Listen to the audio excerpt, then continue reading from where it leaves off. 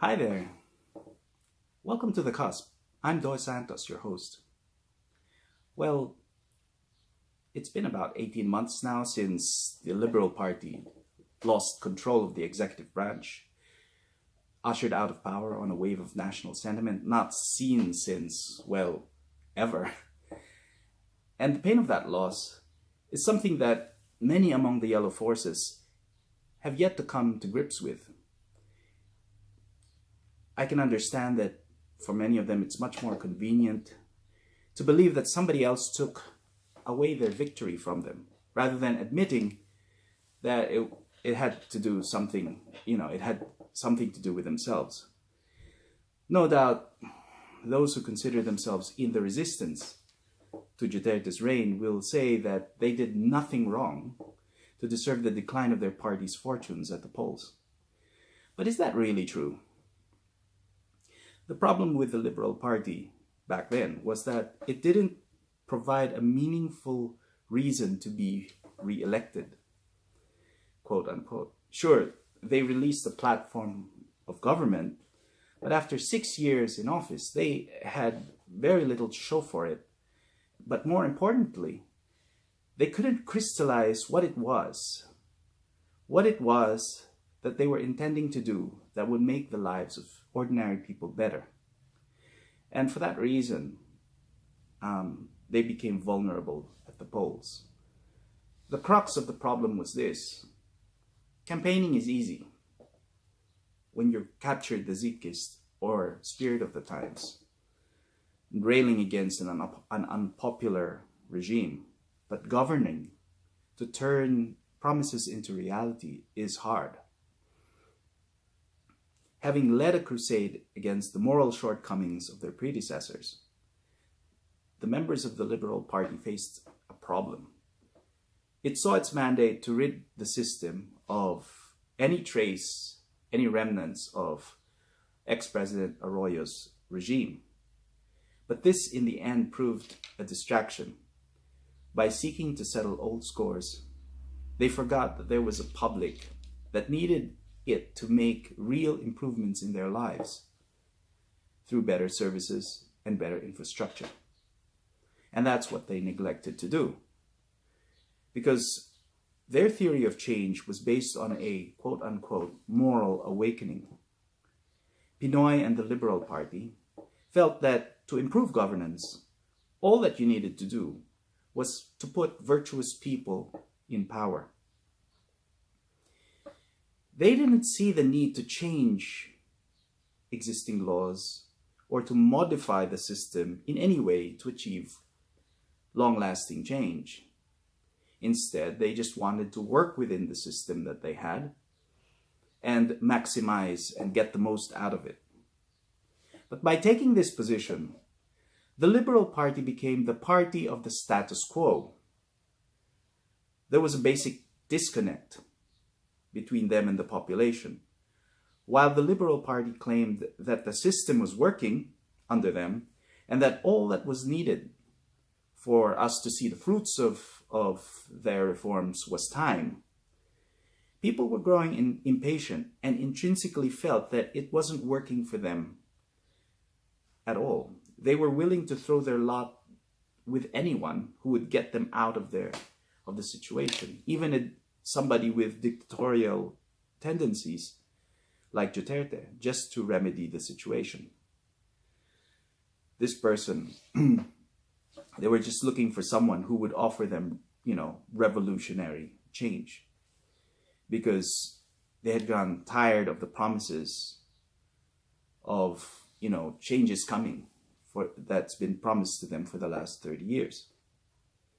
But in taking over from the Liberal Party, President Duterte's administration now seems to be falling into the same pitfall that mired its immediate predecessors, by thinking that all that's needed now is for political will to achieve its goals, just as the Liberal Party believed that a moral awakening was all that was needed for it to achieve its goals.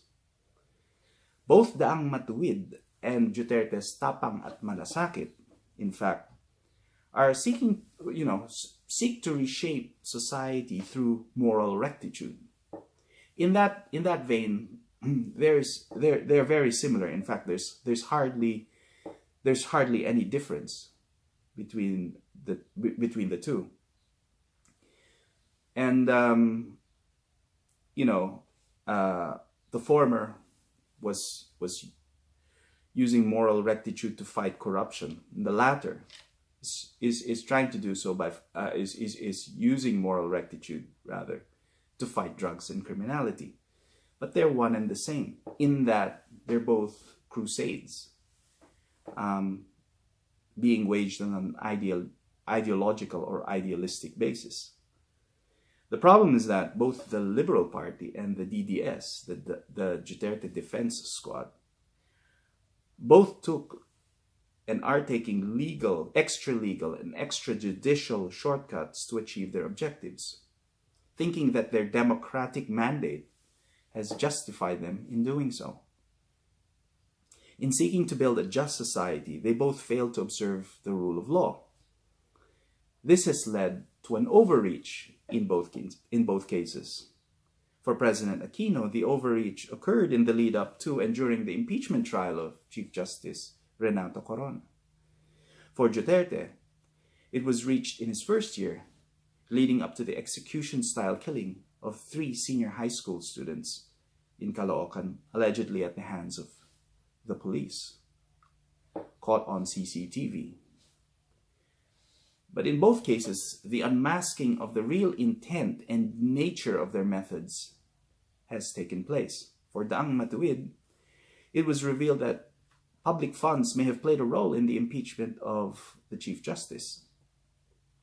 And the administration was willing to tolerate this kind of corruption to get the verdict that it wanted, making it no different from its political enemies, from the very thing that it was trying to eliminate. In the case of Duterte's war on drugs, it was shown to be using indiscriminate force and violence against its own people, both innocent and guilty alike. So in the former case, it was a case of, selective justice. In Duterte's case, it's a case of indiscriminate use of force. And at the same time, while they're sort of prosecuting this at the street level, there's like huge quantities of illegal drugs making its way through the port system under their very noses. And when it was discovered that that was the case through a tip-off from, of all places, China, not a single public servant or prominent public servant, not a single political appointee of Duterte is taking the rap for it. Everyone is somehow being absolved. So this is sort of, the duplicity and hypocrisy of the situation. And because of this overreach, you see, every time there's an ideological crusade, there are people who believe that they're justified to achieve their goals, whatever it takes, with all means necessary. There's a tendency to overreach their mandate or overreach their legitimate authority. And when both parties do that, corrections have to be made. For Noy Aquino, the second half of his presidency focused more, it turned away from all the witch hunting after they had finally put Mrs. Arroyo in under arrest, and after the elections, the 3 senators, Enrile, Estrada, and Revilla, were caught were also arrested in relation to the disbursement acceleration program scandals. The second half of his presidency then tried to pivot to focus on notching up legislative achievements and playing catch-up in social and economic spending, which they had neglected in the first half of his term. And so while they were trying to do that, however, simultaneously, the party was trying to amass a political war chest for the next presidential election. Some would say by awarding contracts to parties that were closely connected to the Secretary of Transport, who was the president of the Liberal Party. So while President Aquino was trying to notch up achievements towards the latter part of his presidency,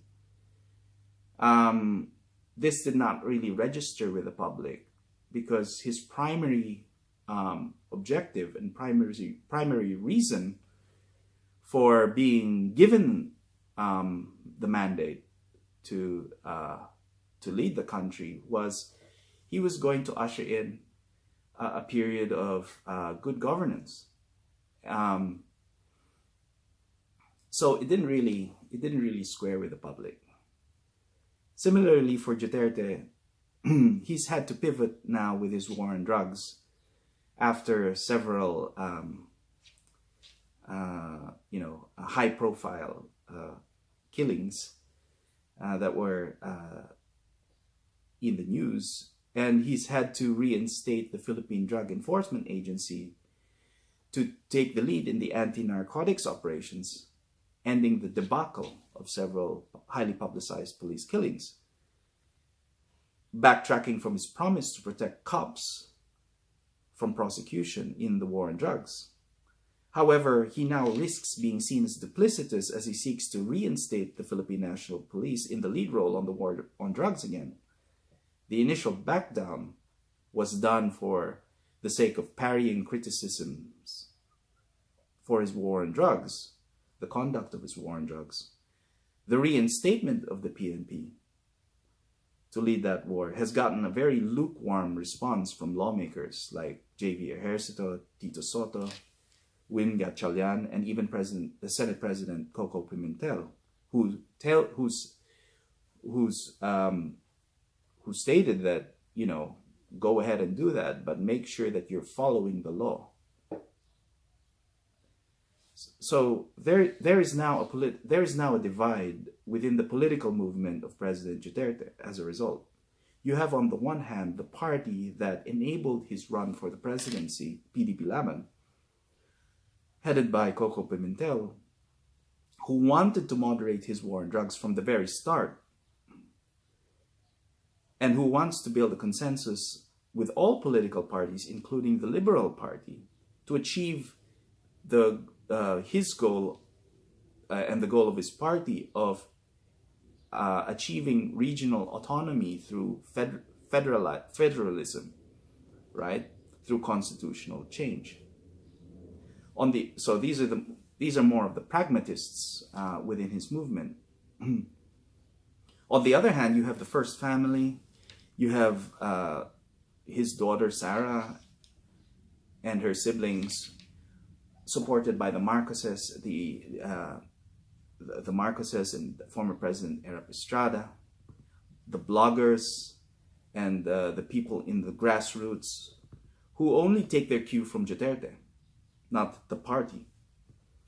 And these people seem to be dead set at waging a highly partisan culture war against the Yellow Army, or the forces of the Liberal Party, which has fielded its own army of crass bloggers and commentators to contest the digital space. So these two are going to be going at each other, just as during the time of President Aquino, although to a lesser degree. You had the Yellow Forces adamantly supporting President Aquino, hitting out against all critics of the administration, even those that were offering positive or constructive criticism. You have this partisan toing and froing now. But the trajectory of the Duterte administration seems to be following the same path that President Aquino followed. My take in all of this is that at the end of the day, the public who are weary of inaction under President Aquino are just going to become weary again of too much action under President Duterte. there will come a time where his reign of terror, if you like, is going to be seen by the public as going too far. And the public are going to crave for normalcy again after a period of time. And so his forces are going to be caught out, not having achieved the goals that they sought out to do,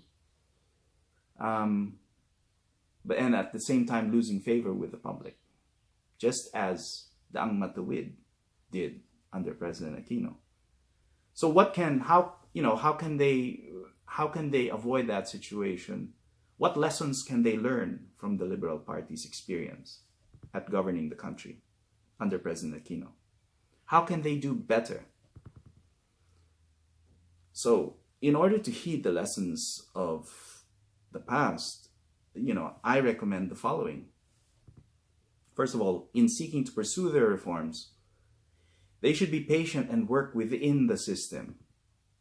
Daang Matuwid was exposed for being disingenuous when it was discovered that the administration was working around the system, not through it.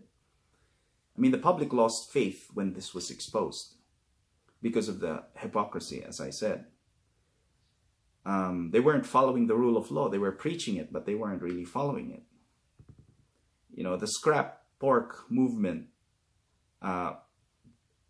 was very intense at one point in time during the Napoles scam unveiling. And though they were in Kuwait and it was fleeting, eventually this led to the shift in attitude towards the unconventional candidacy of President Duterte. People had just grown tired of the duplicity and hypocrisy, you see, of Daang Matuwid.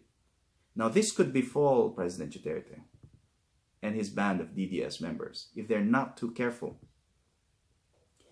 That means that Duterte shouldn't take shortcuts with his program of change, even if it meets resistance from the Liberal Party that wants to preserve the status quo. The DDS shouldn't play the game of, what about? What about when the LP did this? What about when the LP did that? In other words, playing the game of moral equivalence. That just makes them appear no different from their predecessors if they play that game. They should prove that they are not morally equivalent, but that they are better than their predecessors. And they do this by being more pragmatic and less idealistic about how they go about bringing about change. Duterte should focus on strengthening the ability of the Philippine Drug Enforcement Agency to conduct anti-narcotics operations by giving it the role of targeting the big fish and giving it increased funding and powers where necessary to conduct search and seizure, surveillance, the tracking of financial transactions, barring people from leaving the country, barring suspects from leaving the country, and freezing financial assets. He should do the same with the war against terror and the war against corruption. This, of course, will take time as he need to change the legislation, the existing laws, but it will be more effective in the end. This was the missed opportunity of Daang Matuwid. It could have put through legislation to strengthen the powers and integrity of the Ombudsman, turning it into something like the ICAC in Hong Kong or the KPK in Indonesia, by giving it greater powers, more resources to conduct investigations, to be able to issue subpoenas, deputize the NBI, to perform electronic surveillance, track financial transactions, and conduct raids. These would have been truly revolutionary and would have left a lasting legacy. But the important was sacrificed for the urgent, as it always is, it seems. And it is happening now again under President Duterte in the war on drugs. The idea that all that's needed to fight crime and corruption is to have leaders in key government posts with the moral enlightenment or political will is quixotic and folly. It's true that individuals matter, but beyond individuals, beyond individual agency is a program of change with a pragmatic agenda that you just implement. You need to be able to change and reform the system so that it performs better in the long run, because you've given it the adequate tools and the necessary resources to achieve its mandate. So institutions matter, right? But you need to enable them. You need to give them the proper tools and resources. Going rogue or throwing temper tantrums, threatening a revolutionary government, RevGov, that's the flavor of the month, it seems. Criticizing the media for being too nega. These are all counterproductive and would create political instability and sap investor confidence. Apart from the noisy subset of Duterte's base, there is no clamor for RevGov, nor for being a law unto oneself, because this is just unsustainable. Duterte has to prove that he isn't just a one-trick pony, that there is another element to his game. Now, as mayor, he could have gotten away with his form of dark justice, because as a mayor of a, regional town like Davao, he was confined, he was constrained by the laws of the land that were set at the national level. But as the leader of the country today, he now has the power to reset the parameters of that system, to change the rules of the game between, so that the war on drugs can be pursued vigorously, but still adhere to the rule of law. You see, between doing nothing and adopting a dictatorial mode, on the other hand, there is so much that can be achieved within his 6 years in office. That, in essence, is why nothing ever changes as we go from one leader to the next. Because we try one extreme, and then when that fails, we go to the opposite extreme. From laissez-faire to absolute dictatorship, and nothing in between, for 50 years. From 1965 all the way to 2016 and up to now, we've just sort of gone from opposite poles, right?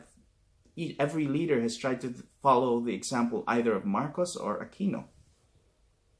But democratic accountability and the rule of law can sit side by side with robust and effective law enforcement. It's being done in other places, in other countries. Achieving this requires both the administration and the opposition, however, to work together towards a national consensus around workable solutions. Purposeful evolution rather than revolution is what's needed. But that discussion can't start unless both sides end the bickering over meaningless banalities of false conflict between cosmopolitan versus provinciano, between right and left, elitista versus masa, Marcos versus Aquino, yellow tards versus Dutertards. We need to step out of that cycle and work at creating a just society not through moral crusades alone, but by evidence-based, rational policy discussion of options that will get us to where we want to go, a prosperous, peaceful, and pluralistic society. Now that's not just good governance, but effective governance as well. Thank you for watching this episode of The Cusp. You can reach me by through social media, going to my Facebook and Twitter pages, and by going to the podcast's website, the address of which is appearing on your screen. Send us a comment, like and share. We're open to all suggestions. Once again, this has been another edition of The Cusp. I'm Doy Santos. Thank you for watching. See you next time.